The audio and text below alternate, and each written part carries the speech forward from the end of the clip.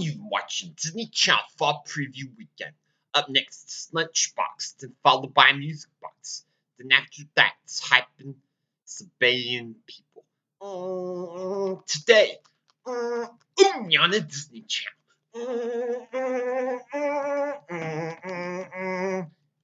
Bye-bye. Hi, I'm Nancy, owner and operator of the Disney Channel. Plus, we have award-winning films, plus series, shows, and movies that you want to see for just pennies a day. That's right, we have an offer with this new subscription. New subscribers to Disney Channel will receive a free Disney Channel Mickey Mouse Peter Pan Alarm Watch featuring the Disney Channel Peter Pan Alarm Watch. It can be yours, and free for just pennies a day. This is a limited time offer, so you must act quickly. Dial 1-800-847-9000.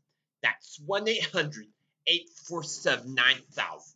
And get it complete free on your Disney Channel Peter Pan Watch. The Disney Channel, America's Family Network. May I help you?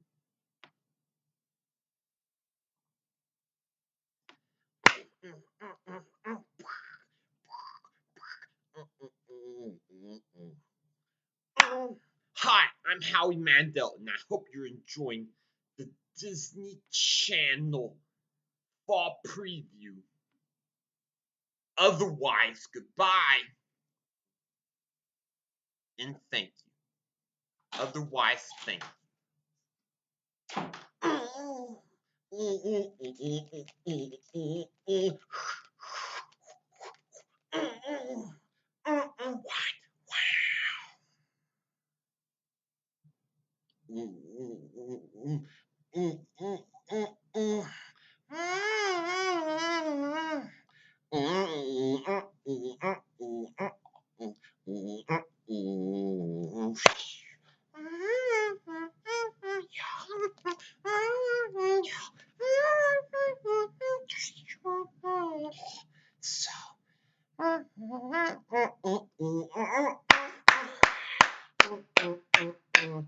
Lunchbox.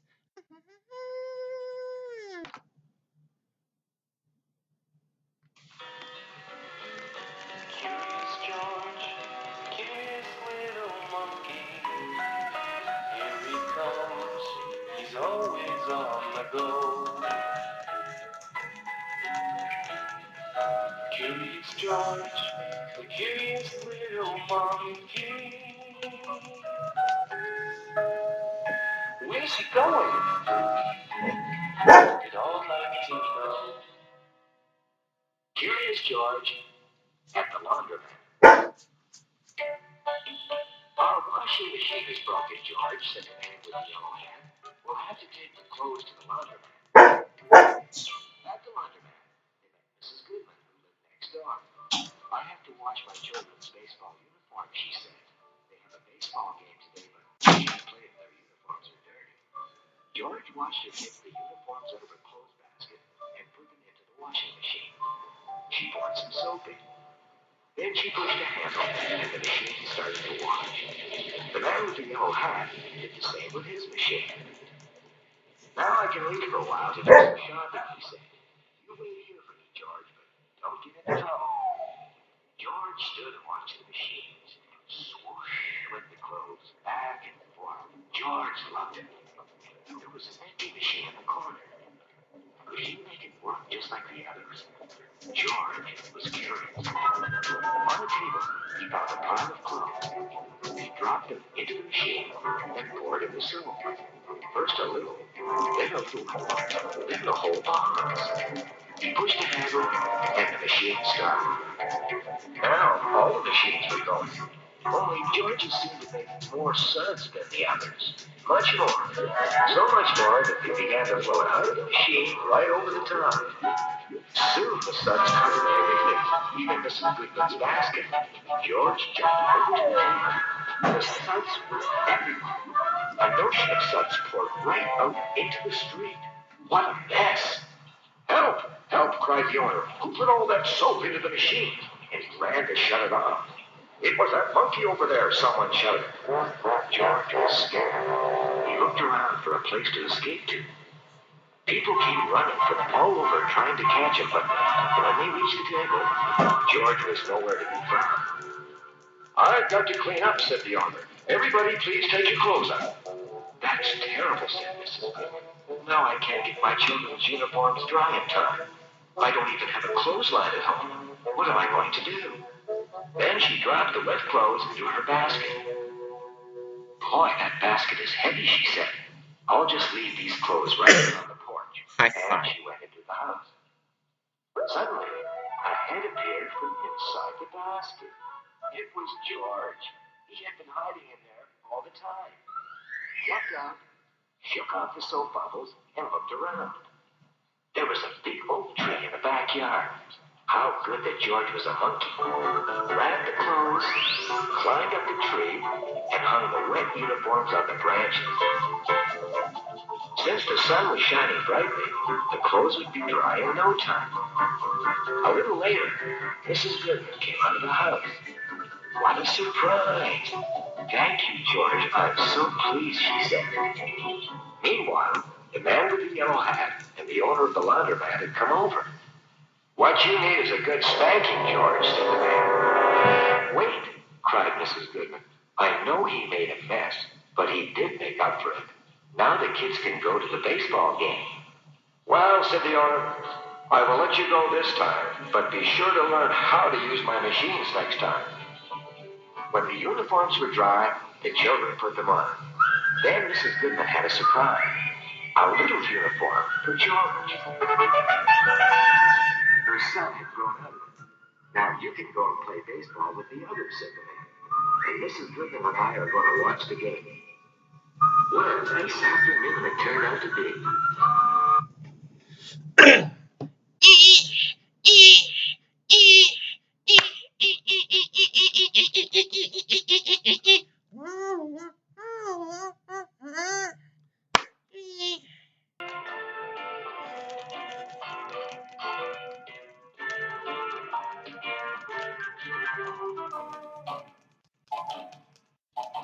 One of the things Paddington liked most about living with the Brown family was their garden. It had a lawn, a small fish pond, and several flower beds, not to mention a vegetable patch. In fact, it was almost too big, and Mr. Brown had a hard job keeping it all neat and tidy. One day, Mrs. Brown had an idea. We'll have a competition, she said. Jonathan, Judy, and Paddington can each have a patch, and you can award a prize to the best one. Said Mr. Brown. Have you ever seen Paddington's efforts at gardening? But Paddington thought it was a very good idea.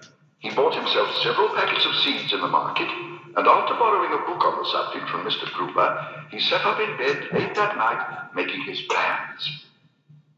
Some of the smaller seeds were difficult to handle, especially with paws, and a lot of them got lost in his fur when he tried to count them, which made him feel itchy.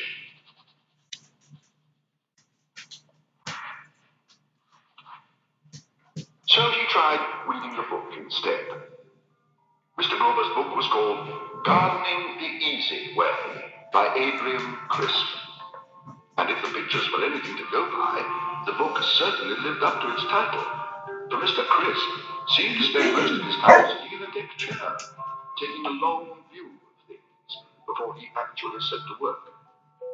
It was all very interesting, and Paddington soon fell asleep. Early next morning, armed with a large jar of marmalade and a pair of opera glasses, Paddington set off toward a nearby building site so that he could take a long view of the Browns' garden.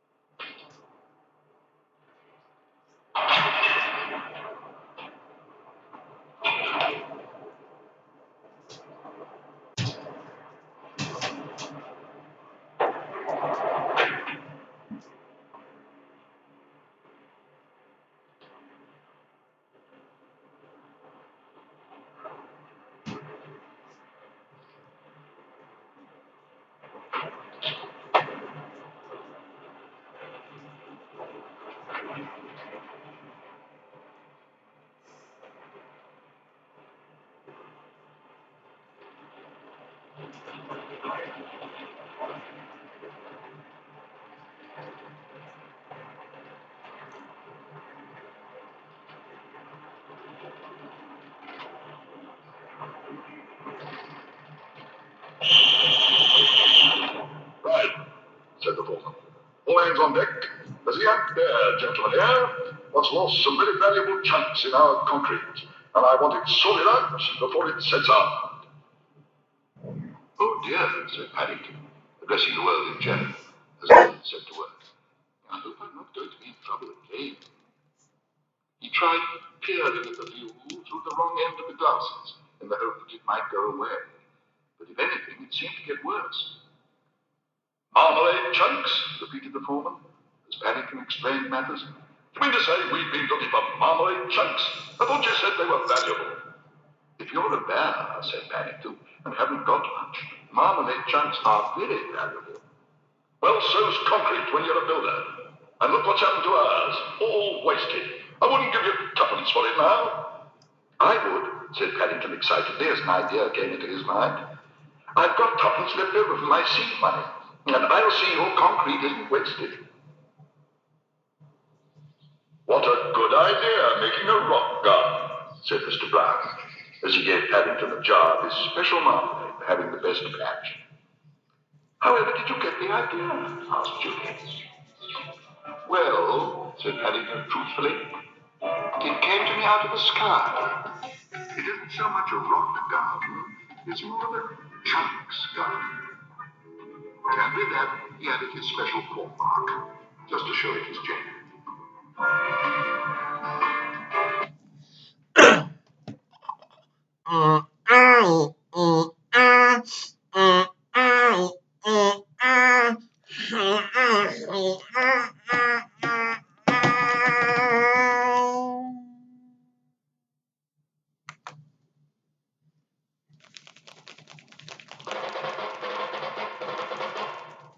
Drummer Hall.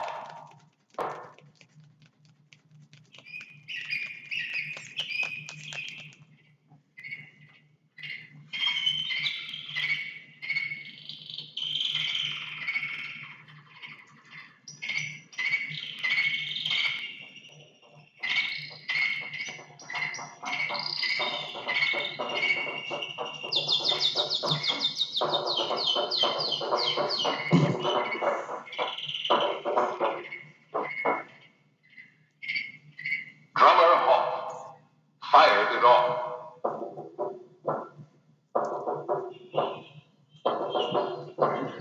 Private carriage brought the carriage.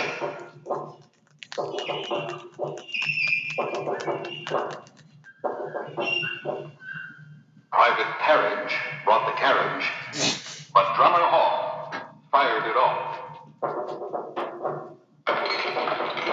Corporal Farrell brought the barrel.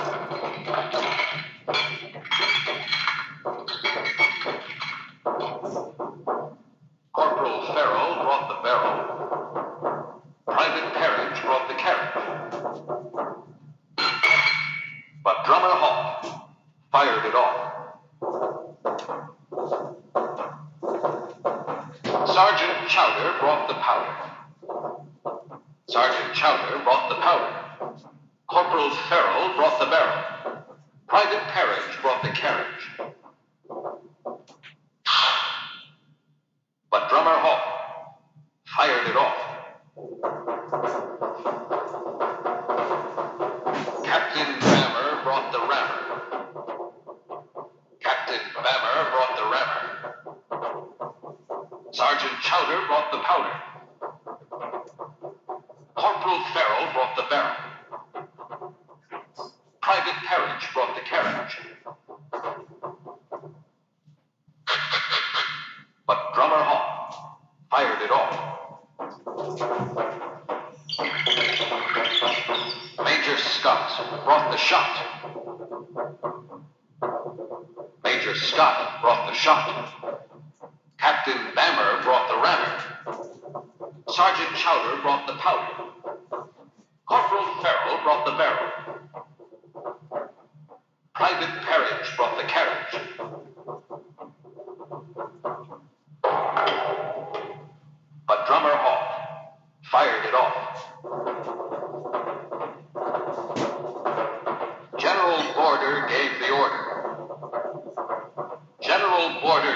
order. Major Scott brought the shot. Captain Bammer brought the rammer. Sergeant Chowder brought the powder. Corporal Farrell brought the barrel. Private Parrish brought the carriage. But Drummer Hall fired it off. Ready? Aim! Fire!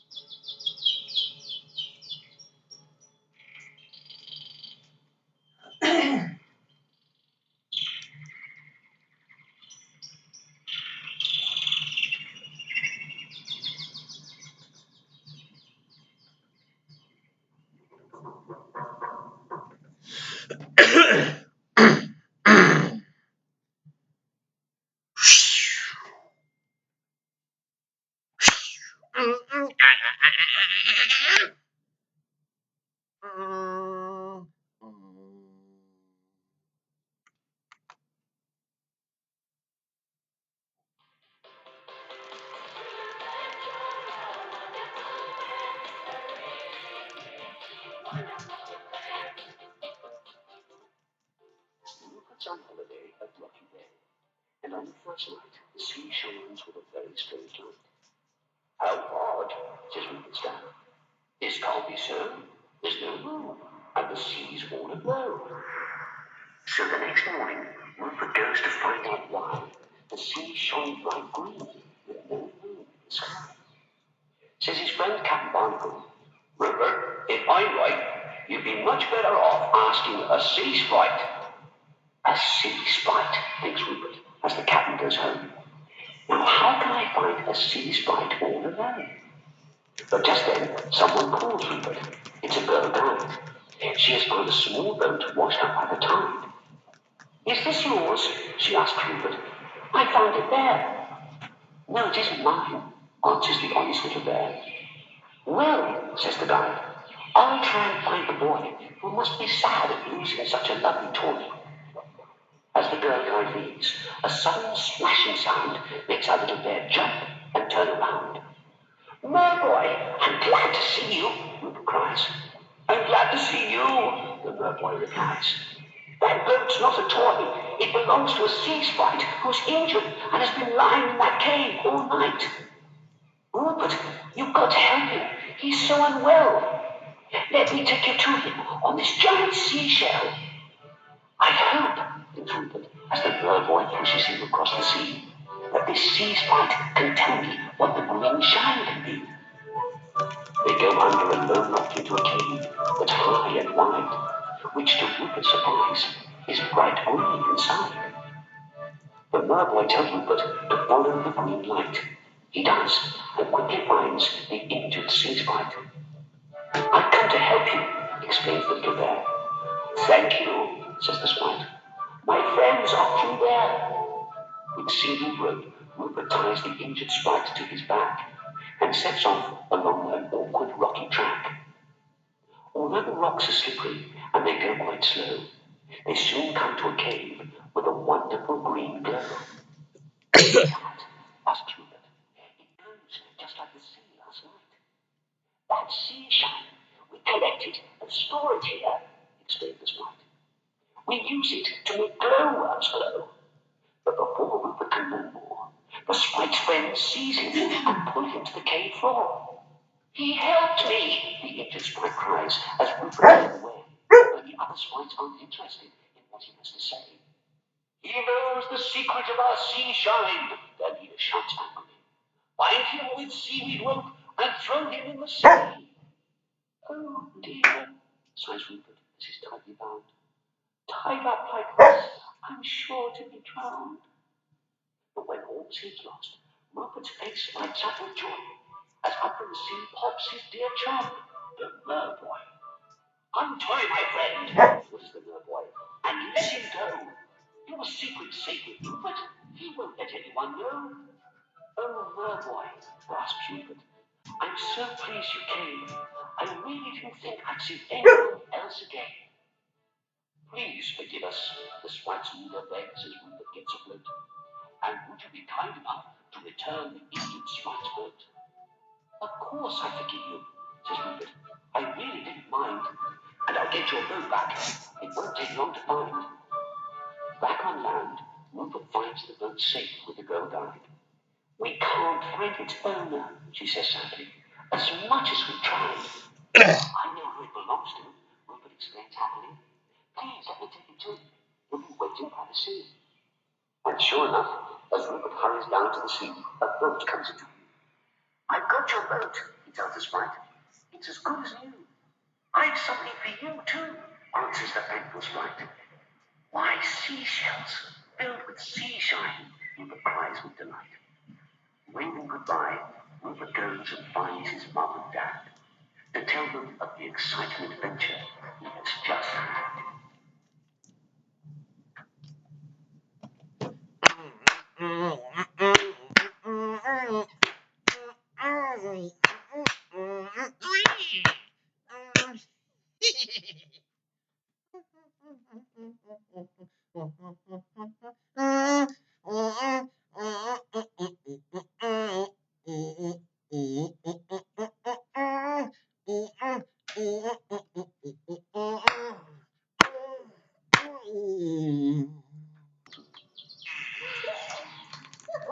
Едно утро Вили Квак-Квак спиеше од длабок сон кога слушна како некој се смее и го вика. Станувај мрзливко, гладен сум.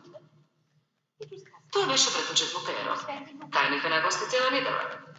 Стана и се облече на брзина, па двајцата побрза во кујната. Како и обично, две чини со каша од овсе ги чекаше на масата и за миг се изедоа. Тогаш мајка му на Вили им рече: Момчиња, ке сакате ли да одите до кај тетка Маре? Вили не беше расположен кога тргнаа кај селото. Не мораме да останеме толку. Може би ти не почести со торта од пајаци, рече Пере. Имаше право. Тетка Маре толку им се израдува и им даде по едно големо парче торта од пајаци со крема полжави, дури и по една паричка. Не можеха да не поминат покрај продавницата на Гицо и да не ги потрошат. Гицо му покажуваше нешто на докторот Пане, но го остави за момент, додека им ги даваше бомбоните на Вили и Пере. Гицо ги испрати со љубезна насмевка.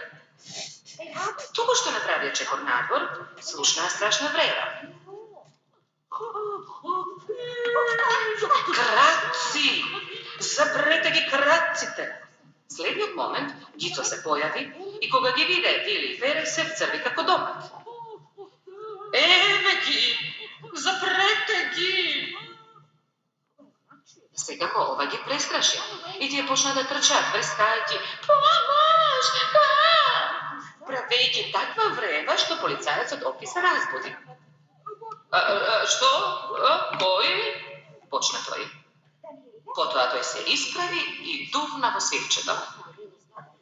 Марта, мајка на Вили, пружалишта кога гласовите допреа. High five. Дворот беше препон со пискотници, додека полицајецот Опи и продавачот Гицо се обидуваат да ги фатат Вили и Пере. Трчаа да се скрие под пристилката на Марта. Не знаеше што да рече кога продавачот Гицо обвини едно од момчињата дека е крадец и дека украл прстен од продавницата. О, Вили, вистина ли ова? Праша Марта. Нема верување, одговори Вили. Јас не сум крадец, чичко или цаец.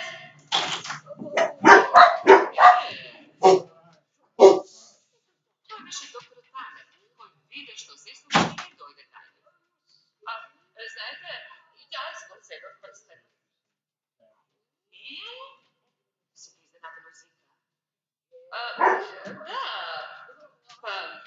размислував да ја купам прстен на жена ми за роден ден. Олтрафетен и го изнесов на светлина за да го видам подобро. Еве го, погледнете го,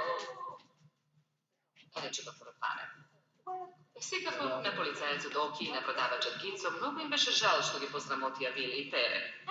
И Гицо ги покани во продавницата да ги почести со бомбони. Кога Вили и Пере си легнаа таа ноќ, Пере не можеше никако да заспие, спомнувајќи си како продавачот Гицо ги почести со бомбони. Добра ноќ, Твак!